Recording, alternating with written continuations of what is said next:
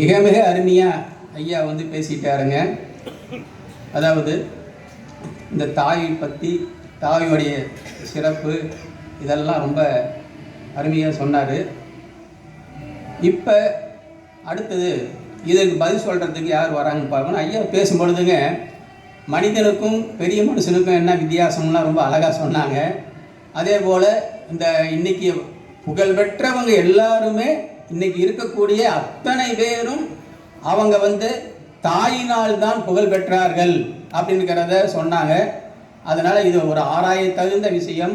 இந்த நீதிமன்றத்தில் அதை வந்து நாங்கள் குறிச்சிக்கிறோம் ஐயாவுடைய பேச்சை தீர்ப்பு வழங்கும் பொழுது என்று சொல்லிவிட்டு, இப்போ ஐயா சொல்லும்பொழுது சொன்னாங்க இந்த மரியாதை கொடுக்கறது, மதிப்பு கொடுக்கறதெல்லாம் சொன்ன உடனே ஒரு வீட்டில் ஒரு அப்பா சொல்கிறார் குழந்தைகிட்ட, டேய் பெரியவங்கள்லாம் வந்தால் மரியாதையாக அவங்களுக்கு வணக்கம் சொல்லணும், அவங்களுக்கு வந்து நமஸ்காரம் சொல்லணும், மரியாதையாக இருக்கணும் அப்படின்லாம் அவங்க அப்பா பையனுக்கு அறிவுரை சொல்கிறாரு.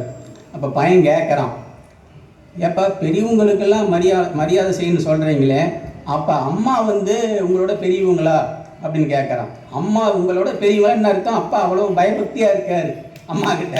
அதை பையன் கவனிக்கிறான், நம்ம அப்பா அம்மா கிட்ட எப்படி பயந்துக்கிட்டு இருக்காரு அப்படிங்கிறத மகன் கவனிக்கிறான் அப்படின்னு சொல்லிட்டுங்க.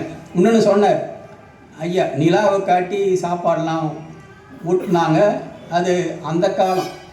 இன்றைக்கெல்லாம் வந்து செல்லை காட்டி தான் சாப்பாடே, செல்ஃபோனை காட்டிட்டு தான் அதை வச்சு ஓப்பன் பண்ணாத குழந்தை சாப்பிடுது. அந்தமாரி காலம் மாறிடுச்சு.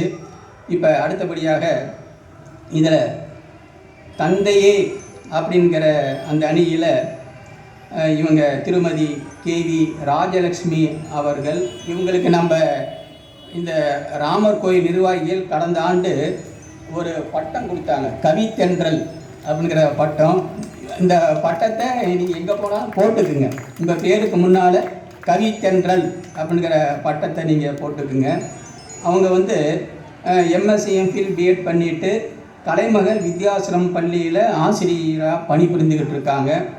இப்போ இதுக்கு உங்கள் தீர்ப்பை வைத்து தான் நீங்கள் சொல்லக்கூடிய அந்த பதிலை வைத்து தான் நான் தீர்ப்பு எழுத முடியும் அப்படின்னு சொல்லிட்டு, இந்த ரசிக்கக்கூடியவர்கள் நல்ல கை தட்டுங்க. நீங்கள் எந்த அளவுக்கு கை தட்டுறீங்களோ அப்போ தான் எனக்கு தீர்ப்பு சொல்கிறதுக்கு வசதியாக இருக்கும். ரெண்டாவது, இப்படி கையை தட்டும் பொழுது நம்ம உடம்புல ரத்த ஓட்டமெல்லாம் ஃபுல்லாக தலையிலிருந்து கீழ் வரைக்கும் வரும். நமக்கு ஒரு எக்ஸசைஸ் மாதிரி தான். நாம் வீட்டில் தனியாக உட்காந்துட்டு கை தட்ட முடியாது. தனியாக வீட்டில் உட்காந்துட்டு கை தட்டணும்னு வைங்க, நம்மளை வேற எங்கேயாவது ஏதோ ஆகி போயிடுச்சு, நேற்று வரைக்கும் இவர் நல்லா இருந்தது இப்போ தானே உட்காந்து தட்டிக்கிட்டு இருக்கிறாரு அப்படின்னு நினைப்பாங்க. அதனால் நாம் நல்லா கை தட்டணும், நல்லா சிரிக்கணும், இதுதான் உடம்புக்கு ஆரோக்கியம் என்று சொல்லி அம்மையார் அவர்களை பேசுவதற்கு அன்புடன் அழைக்கிறேன், வாருங்கள். அவையோர் உள்ளிட்ட இம்மாமன்றத்தை வணங்கி என் உரையை துவக்குகிறேன். ஐயா நடுவர் அவர்களே, நான் முதல்ல சரண்டர் ஆயிடுறேன். எப்படியும் தீர்ப்பு தாய்மார் பக்கம் தான் இருக்க போகுது. ஏனால் உங்கள் நியாய தராசு தாயின் பாசத்தில் சற்று தாழத்தான் செய்யும். இல்லை, எனக்கு அதில் ஐயமே இல்லை. ஆனால் துள்ளி திரியும் பருவத்தில் எந்த துடுக்கடக்கி பள்ளிக்கு அனுப்பி வைத்த தந்தையாகிய பாதகனே, எங்க அப்பன் தாண்டா என்னோட முதல் எதிரி. என்ன வேணுமா அவன் புருஷனுக்கு? அம்மா, அவர் தேவையில்லாம என் விஷயத்துல தலையிட வேணாம்னு சொல்லு போன்ற வார்த்தைகள் தரும் வலியையும் வேதனையையும் தாண்டி கொண்டு எங்கேனும் யாரேனும் எங்கள் கஷ்டங்களை உரைப்பார்களா என்ற ஏக்கம் கூட சிறிதுமின்றி பிள்ளைகளின் வளர்ச்சிக்காக போராடும் தந்தைகளை உலகறிய செய்யும் ஓர் வாய்ப்பாக மட்டுமே இதை நான் எடுத்துக்கொள்கிறேன். அதனால் தான் சொன்னேன் நடுவர் அவர்களே, பரிசையும் பாராட்டையும் அவர்களுக்கே விட்டுக் கொடுக்கிறோம் நாங்கள். ஏனெனில் நாங்கள் தந்தைமார்கள். ஐயா, நான் 10 மாதம் சுமந்து பெற்றேன், 10 மாதம் சுமந்து பெற்றேன் என்று அம்மாக்களால் சொல்லவாவது முடிகிறது. ஆனால் பிறந்த நாள் முதல் தன் பிள்ளைகள் வளர்ந்து ஆளாகி அவர்கள் பிள்ளை பெறும் வரை தன்னை எதிரியாக நினைக்கும் மகனை கூட அவன் சான்றோனாக வளர்க்கப்பட வேண்டும், அவன் பேராண்மை ஒழுகப்பட வேண்டும் என்று சாகும் வரை அதை ஒரு நாளும் தான் பட்ட கஷ்டங்களை ஒரு நாளும் சொல்லாமலே அவர்களுக்காக வாழ்பவர்கள் தான் தந்தை. சுபத்திரையின் கருவிலேயே தன் மகன் இந்திரஜித்திற்கு வீரத்தையும் மிகச்சிறந்த போர்க்கலையான சக்கரவியூகத்தை உடைத்தெறியும் வித்தையையும் சொல்லி வளர்த்தவன் அர்ஜுனன். இதிகாசம் தொட்டு இன்று வரை தந்தைகள் பிள்ளைகள் வளர்ப்பில் பெரும் பங்கெடுத்துக் கொள்வதற்கு இதுவே சாட்சி. ஈன்று புறந்தள்ளுதல் தாய்க்கு கடனே, சான்றோனாக்குதல் தந்தைக்கு கடனே என்று 2000 வருடங்களுக்கு முன் புறநானூற்று புலவன் எழுதியதும், தந்தை மகற்காற்றும் நன்றி அவையத்து முந்தி இருப்பச் செயல் என்று வள்ளுவர் வாழ்வியல் மறையான திருக்குறளில் கூறியிருப்பதையும் நான் இம்மன்றத்தில் பதிவு செய்கிறேன். அவையெல்லாம் எப்படி பொய்யாகும்? ஓர் பிள்ளையை மற்றவர் முன் பெருமைப்பட வாழ தேவையான தகுதிகளை உருவாக்கி தந்து தன் நிழலாக அவர்கள் பின் நிற்பவரே தந்தை. ஐயா, எண்ணிலடங்கா தந்தைகளின் தியாகத்தில் உங்கள் முன் ஒரு சில வாழ்வியல் உதாரணங்களை எப்படி ஒரு தந்தை பிள்ளைகளின் வளர்ச்சிக்கு துணையாக நிற்கிறார் என்று பதிவு செய்ய விரும்புகின்றேன். கடன்பட்டாவது பிள்ளைகளை படிக்க வைக்க வேண்டும். பிச்சை புகினும் கற்கை நன்றே என்ற சொற்றொடர்களை கேட்டு நாம் அனைவரும் அறிந்ததே.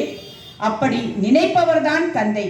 அதனால்தான் இந்நாட்டுக்கே தந்தையாக விளங்கிய பெருந்தலைவர் காமராஜர் அவர்கள் அனைத்து பிள்ளைகளும் கல்வி பெற்று வாழ்வில் முன்னேற வேண்டும் என்று அதற்கான ஆதாரத்தை ஏற்படுத்தி தந்தார். அத்தகைய சிறப்புடையவர்கள் தான் தந்தைமார்கள். தேச விடுதலைக்காக சிறைப்பட்டிருந்தார். சிறைப்பட்டிருந்த காலத்திலும் சிறையில் இருந்தே தன் மகளுக்கு தினந்தோறும் கடிதம் எழுதுகிறார். முறையாக கடிதம் எழுதுகிறார். என்னவென்று, நீ நலமா, நம் வீட்டில் இருக்கும் குடும்ப உறுப்பினர்கள் அனைவரும் நலமா என்றா எழுதினார்? இல்லை இல்லை, உலக வரலாற்றை கடிதத்தில் எழுதினார். நாட்டு நடப்புகளை கடிதமாக எழுதினார். தன் தந்தை எழுதிய வரலாற்றை படித்து படித்தே தான் பிற்காலத்தில் இந்திய பிரதமர். ரொம்ப அருமையா பேசிட்டாங்க இவங்க.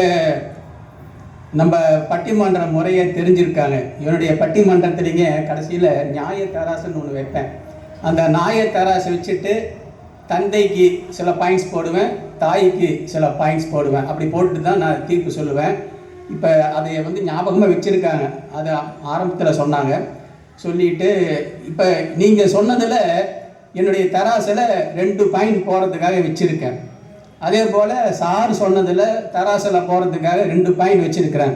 இப்போ என்னாச்சுன்னா அங்கேயும் 2 பாயிண்ட், இங்கேயும் 2 பாயிண்ட் ஆயிடுச்சு. இப்போ இனி வரக்கூடியவங்க தான் அவங்களுடைய அணியை தூக்கி நிறுத்தணும். இன்னொரு முக்கியமான செய்தி என்ன அப்படின்னாங்க, நமக்கு 8:30 வரைக்கும் தான் அவகாசம் கொடுத்துருக்காங்க. அதனால் அதிகமான நேரம் ஆயிடுச்சுன்னா தீர்ப்பு ஒத்தி வைக்கப்படும் அப்படின்னு நான் சொல்லிடணும் இல்லையா? அதனால் எனக்கு கடைசியில் ஒரு 15 நிமிஷம் நாள் இருந்தால் தான் கொஞ்சம் நல்லா தீர்ப்பு சொல்ல முடியும். ஆகவே 10 நிமிடங்களுக்குள் அன்புடன் முடிக்கும்படி கேட்டுக்கொண்டு, அடுத்தபடியாக தாயே